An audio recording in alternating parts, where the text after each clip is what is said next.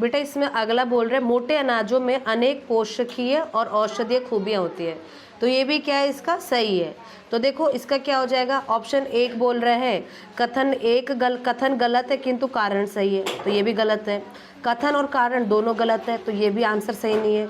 तीसरा ऑप्शन बोल रहे हैं कथन सही और कथन सही है, तो बेटा इसका जो ऑप्शन आपका तीसरा है वो सही होगा। ठीक है, अगला क्वेश्चन देखो बेटा, अंतर्राष्ट्रीय मोटा अनाज वर्ष का उद्देश्य है, आपको बताना है।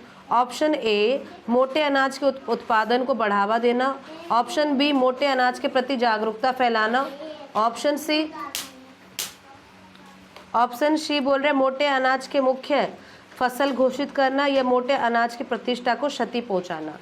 तो बताओ इन चारों में से कौन सा विकल्प सही है, पहला या दूसरा या फिर तीसरा सही है या फिर पहला चौथा सही है, कौन सा सही है बताओ। पहला तो ये सही है कि मोटे अनाज के उत्पादन को बढ़ावा देना, दूसरा क्या मोटे अनाज के प्रति जागरूकता को फैलाना, ये भी सही है। मोटे अनाज के मुख्य फसल घोषित करना, जरूरी तो नहीं है मुख्य फसल में घोषित करें, या उसकी प्रतिष्ठा को खराब करना, ये भी नहीं है। तो इसका पहला आंसर हो जाएगा ऑप्शन ए, पहला और दूसरा सही है। ठीक है, आगे देखो बेटा, आज मोटे अनाज अपने किन गुणों के कारण लोकप्रिय हो रहे हैं, बताओ। उनको खाने से मतलब प्रोटीन वगैरह मिलते हैं। हाँ, और सिंगाड़े के आटे से। हाँ, तो ये रहा देखो, ये रहा ना अपेक्षा, इनके में क्या मिल रहा है, अपना जो प्रोटीन है इन सब में, संतुलित आहार है ना, इसीलिए ये क्या हो रहे हैं, बहुत ही ज़्यादा फेमस हो रहे हैं मोटे अनाज। तो ये रहा ना, ये सब प्रोटीन, ये सब आप देख रहे हो ना, ये जो लाइन है संतुलित और प्रोटीन, ठीक है, इन सब के वजह से क्या हो रहा है, ये बहुत ज़्यादा फेमस हो रहे हैं। समझ में आ गया क्यों हो रहा है ये।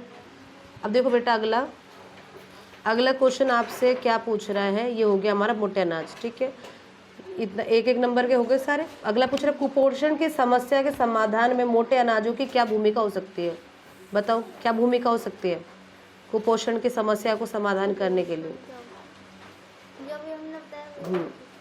वही होगा, देखो बेटा भारत में क्या है, भोजन की बहुत ही कमी है, तो हम क्या कर सकते हैं भारत में भोजन की कमी को दूर करने के लिए, जो अनाज के जगह पे हम लोग मोटे अनाज का इस्तेमाल कर सकते हैं।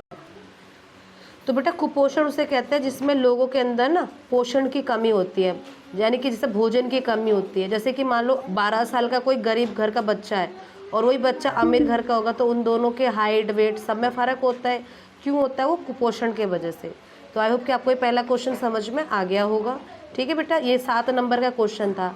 अगला जो हमारा क्वेश्चन है बेटा, वो एक पैराग्राफ है, अपठित पद्यांश है ना। अब हम अगला जो है अपठित पद्यांश पढ़ेंगे नेक्स्ट क्लास में। गुलाब का फूल है हमारा पढ़ा लिखा, मैंने उसे काफ़ी उलट पुलट कर देखा है, मुझे तो वह ऐसा ही दिखा। सबसे बड़ा सबूत उसके गुलाब होने का यह है कि वह गांव में जाकर बसने के लिए तैयार नहीं है। गांव में उसकी प्रदर्शनी कौन कराएगा, वहाँ वह अपनी शोभा की प्रशंसा किससे कराएगा। मतलब एक तरफ से कविता है जिसमें बता रहे हैं कि गुलाब का फूल है ये, जैसे गुलाब की पंखुड़ियाँ कितनी कोमल होती है, वह फूलने के बाद किसी फसल में थोड़े ही बदल जाता है।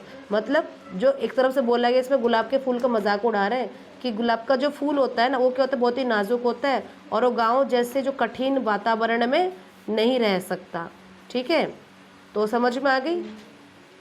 मूर्ख किसान को फूलने के बाद फसल देने वाला ही तो भाता है।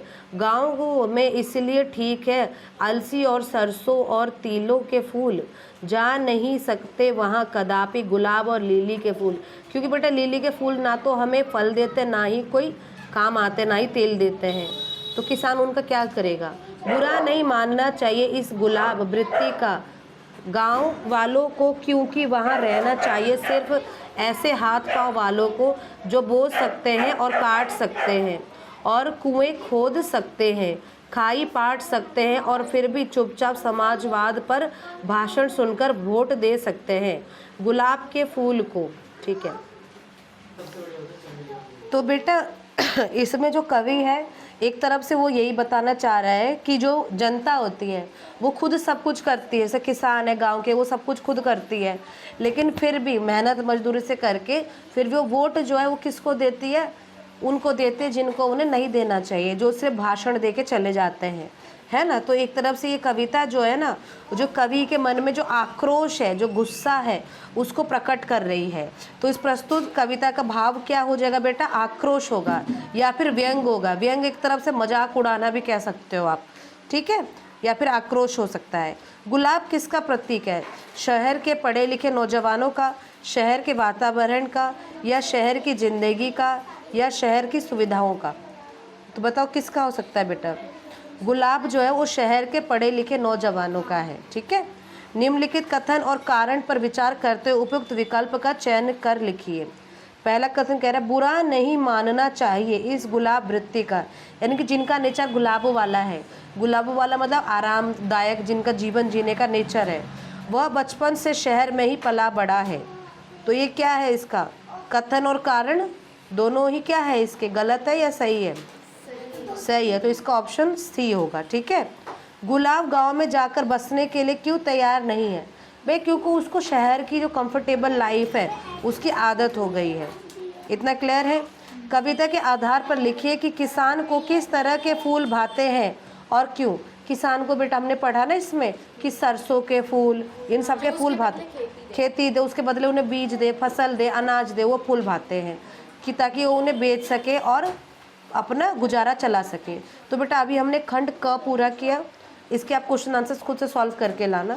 नेक्स्ट क्लास में बच्चों मैं आपको खंड ख करवाऊंगी, वो व्याकरण वाला पार्ट है, इंपॉर्टेंट पार्ट है हमारा, ठीक है। चलिए फिर कल की क्लास में मिलते हैं।